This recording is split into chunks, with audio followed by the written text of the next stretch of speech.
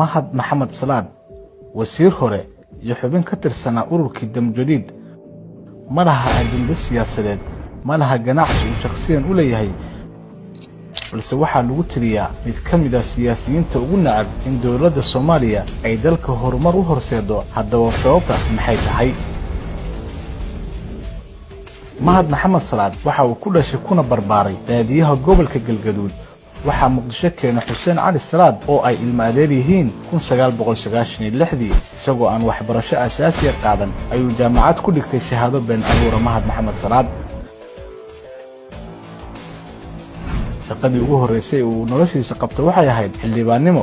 Xuseen Cali Salaad ayaa u iibiyay kursiga xildhibaannimada si uu ugu ilaashado hanti uu boobay muddo laga joogo 22 sano. Xuseen oo uu xilligaas u shaqaynayay hay'adda ICRC Soomaaliya. hantidaas oo kala taala magaalooyinka Muqdisho, Dubai, Mombasa iyo Nairobi ayuu Xuseen Mahad Salaad u isticmaalaa fududaynta qandaraasyada sharci darrada ah iyo kala gudbinta lacagaha.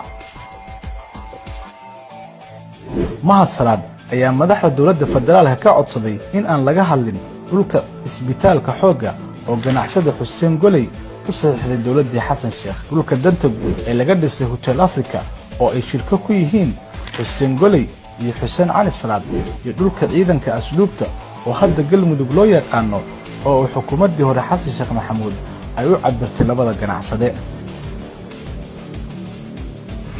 mahad ayaa sidoo kale walwal ka qaba in xukuumaddu dib u eegis ku samayso mashruucii keedka shidaalka dowladda oo iminka uu si gaar ah u isticmaalo ganacsade Maxamed Cabdulle Daylaaf, shirkana uu kula yahay ganacsade Jabuutiyaan ah.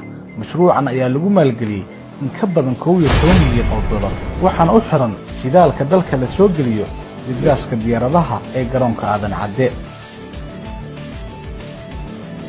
Xuseen Cali Salaad, Xuseen Goley iyo Daylaaf ayaa horey ugu midoobay daabacada sharci darrada ee shilinka Soomaaliya, halka siyaasimaha Salaadna ay ugu talagaleen kuna biilaan ilaalinta fulinta qandaraasyadooda ka gala dowladda.